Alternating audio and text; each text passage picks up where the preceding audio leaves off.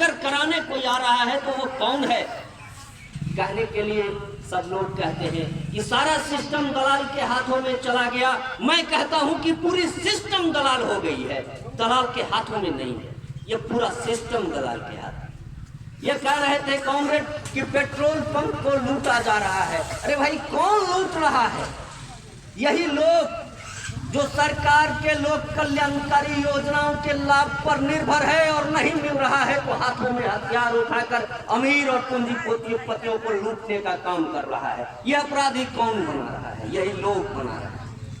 हम कह रहे हैं कि जयनगर के व्यापारी को कोटौना के परसाही के निकट दिन के 9 बजे में गोली मार दी जाती है। कौन है मारने वाला लोग? कौन है इसके लिए जिम्मेवार? प्रखंड विकास पदाधिकारी के नाते क्या आपकी जिम्मेवारी नहीं है कि इलाके में अमन और चैन बनी रहे, शांति कायम रहे? इसके लिए भी आप जिम्मेवार हैं। यही बाबूबरी की भूमि है जहां महादेव शिवलिंग को लेकर के एक संप्रदाय के लोग आपस में इतनी बड़ी तनाव का माहौल कायम किया कि पूरी प्रशासन चौकस हो गई और स्थिति को नियंत्रण में लिया गया। लेकिन एक ऐसी भी स्थिति है जो भूखमरी का सवाल है, जो बेरोजगारी का सवाल है, बेगारी का सवाल है। इस सवाल को नियंत्रण में कौन लेगा? अगर समय रहते हुए इन चीजों को नियंत्रण में नहीं लिया गया तो इस विस्फोटक स्थिति हो सकती है। आपको विस्फोटक स्थिति को संभालने का ताकत नहीं है, ये हम भी जानते हैं और आप भी जानते हैं। आप जान रहे होंगे कि क्या हुआ दिल्ली के अंदर। एक भारतीय संस्कृति की टोपी लगाकर 70 वर्ष का व्यक्ति बैठ जाता है रामलीला मैदान में और पूरा हिंदुस्तान उनके बातों को सुनने लगता है। क्या हुआ? और आपको याद होना चाहिए आज आंध्र प्रदेश के अंदर क्या हो रहा है, काफी मूवमेंट क्यों चल रहे हैं। इस देश के अंदर कल का जो ये बंद का माहौल था, कहा जा रहा है कि सवर्णों के द्वारा बंद किया गया, आरक्षण विरोधियों का ये बंद है। लेकिन ये क्यों हो रहा है? जो बाबा साहब डॉक्टर भीमराव अंबेडकर का जयंती है आने वाले 14 तारीख को, उन्होंने कहा था कि इस देश के अंदर संविधान कितनी भी अच्छी हो जाए और उसको लागू करने वाले लोग यदि बुरे होंगे वो कानून बुरा होगा, और इस देश के अंदर कितनी भी बुरी कानून हो जाए और लागू करने वाले लोग अच्छे नहीं होंगे तो कानून कैसा? आपको बताना नहीं है। भगत सिंह शहादत के कुछ ही दिन पूर्व कहा था कि हिंदुस्तान की आजादी तो हो रही है, लेकिन हिंदुस्तान जो आजाद हो रहा है इसकी बागडोर इस देश के लुच्चे लंपट और गुंडे बदमाशों के हाथों में जा रहा है और पूरा हिंदुस्तान आजाद भारत में एक सांप्रदायिक समाज बनकर रह जाएगा। गोरे अंग्रेज चले जाएंगे और भूरे रह जाएंगे और यही मार हम झेल रहे हैं।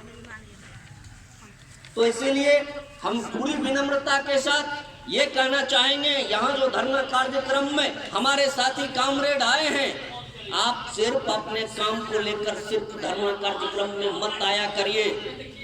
अगर आपको अपने काम की जितनी चिंता है और उस चिंताओं के आधार पर यदि आप धरना के कार्यक्रम में शामिल हैं तो इस तरह से आप समझ लीजिए कि आप भी अवसरवादी हैं, जिस तरह से इस देश की गद्दी पर बैठने वाले और राज्य की गद्दी पर बैठने वाले नरेंद्र मोदी कांग्रेस की सरकार और जेडीयू नीतीश कुमार की सरकार रही है।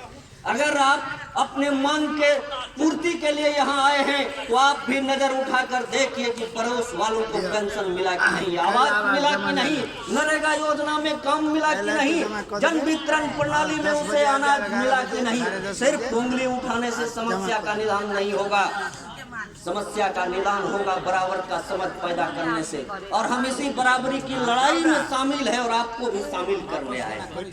राजनीतिक विषमता आज लगभग समाप्त हो चुकी है, लेकिन आर्थिक विषमता का मात्र एक अधिक आधार है जिसके आधार पर राजनीतिक विषमता का मार झेल रहे हैं और आपको दलालों के चंगुल में फंसना पड़ रहा है। और इस बात से भी हम आपको अवगत कराना चाह रहे हैं कि आप सिर्फ मांग की पूर्ति के लिए मत आइए कि हमारा ये मांग है हमको दे दीजिए, हमारा ये मांग है हमको दे दीजिए। नहीं, आप इस काम के लिए मत आया करिए। अगर आप आते हैं तो आप ये देखिए कि प्रखंड के अंदर जो कर्मचारी है, हमारा आपका काम करने वाला, वो समय से आया है कि नहीं।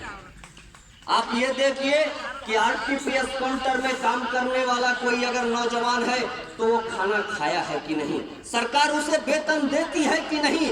एक बीपीएल का फॉर्म वो आरटीपीएस के काउंटर पर फेंकता जरूर है, वो आरटीपीएस करता जरूर है, लेकिन वह भी एक बीपीएल धारी का बेटा ही है। वो एपीएल का बेटा नहीं है, वो एसी में पैदा होने वाला औलाद नहीं है। हो सकता है कि इस वातावरण में आकर के फ्रिज में बच्चे हो गए हों, उसको जवाब देने के लिए आपको शालीनता से पेश आना होगा और आपको कहना होगा कि आप भी मेरे ही जैसे घर में पैदा हुए बेटा हो और आपको इस तरह का व्यवहार नहीं करना चाहिए। अगर इस तरह से वो समझ जाता है तो हम समझते हैं कि ये भारतीय संस्कृति की जो पिता और पुत्र, अभिभावक और पेरेंट्स का जो एक सामाजिक हमारा बनावट है वो समझ रहा है।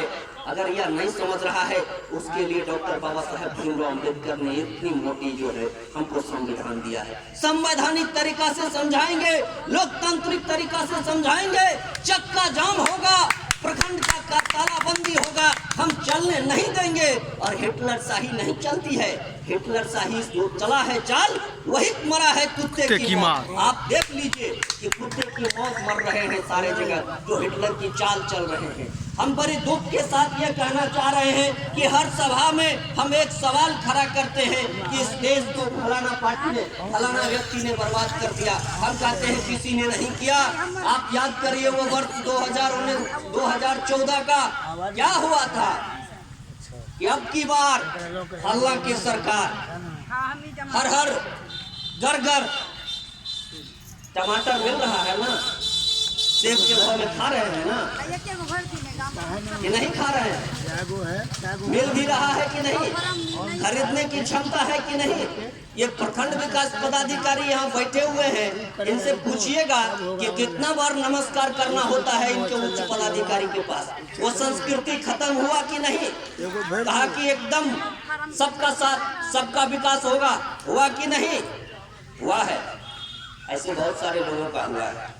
हम कहते हैं सबका साथ तो सबका विकास होगा, तो सबका विकास होगा तो आपके खेत में जो धान पैदा हुआ वो कोई खरीद उचित मूल्य पर किया कि नहीं। आज गेहूं खेत में है, रात में कई जगह बारिश हुई है, फसल बर्बाद हो गए, उसकी क्षतिपूर्ति मिलेगी कि नहीं। ये जो बाढ़ आया उस बाढ़ में फसल बर्बाद हो गया, उसके लिए जो अनुदान की राशि आई वो प्रॉपर मिला कि नहीं, क्यों नहीं मिला।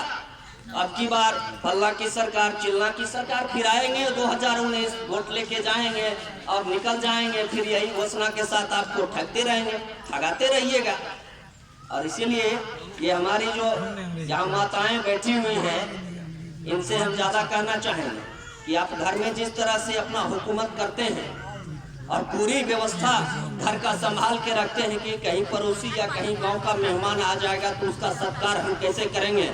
तो 2014 में जो आपने मत दिया और उस मत का जो आपको सिला मिला है या सुकून मिला है, उसके लिए आप तैयार रहिए कि 19 में उसको हम कैसे सत्कार करेंगे।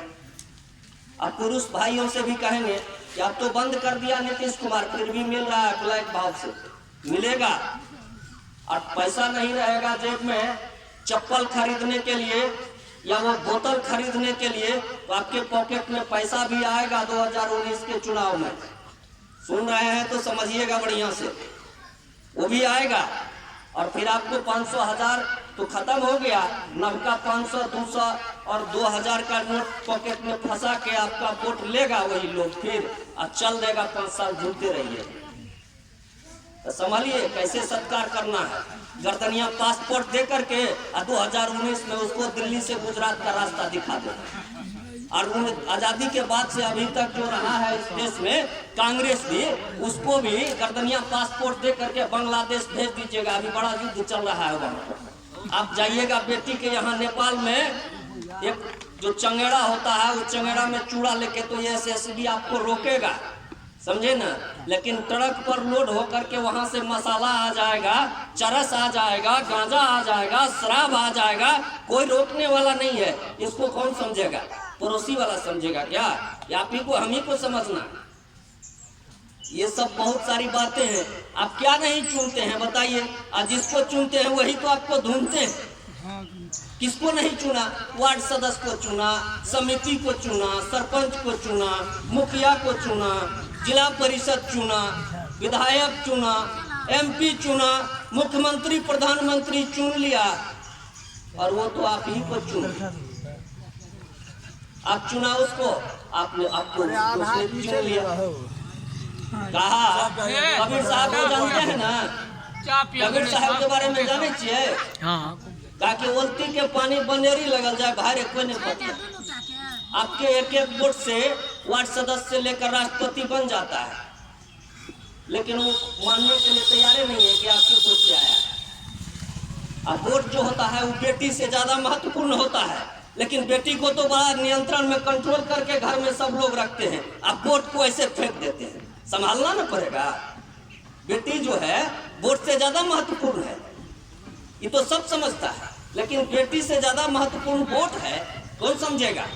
तो दोनों को संभाल के रखना है, दोनों को संभाल के रखना है। और ऐसा नहीं संभाल के रखना है कि 8 साल आप देख रहे हैं ना, 8 महीना के बच्ची के साथ रेप हो रहा है, नहीं देख रहे हैं? सरस्वती का पूजा करते हैं और राजनगर में सरस्वती विसर्जन, मूर्ति विसर्जन के समय में रेप करके उसकी हत्या हो जाती है। अब फुलपरास के अंदर आप देखें ना अभी कि गैंग रेप करके उसको उसके ओढ़नी से लटपटा के गर्दन में टांग दिया। अभी आपको पता है ना नैन्सी हत्याकांड के बारे में, महादेव मंठ में, कि अगल बगल का पड़ोसी उसका हत्या कर दिया। बगल में थाना है, 1/2 किलोमीटर भी नहीं है, अब उसका हत्या कर दिया। उसका सगा जो है अपना ऐसा किया है। तो ये जो सामाजिक विकृति आई है, ये सामाजिक विकृति के लिए भी हम जिम्मेवार हैं, और इस विकृति के लिए हमारी व्यवस्था भी जिम्मेवार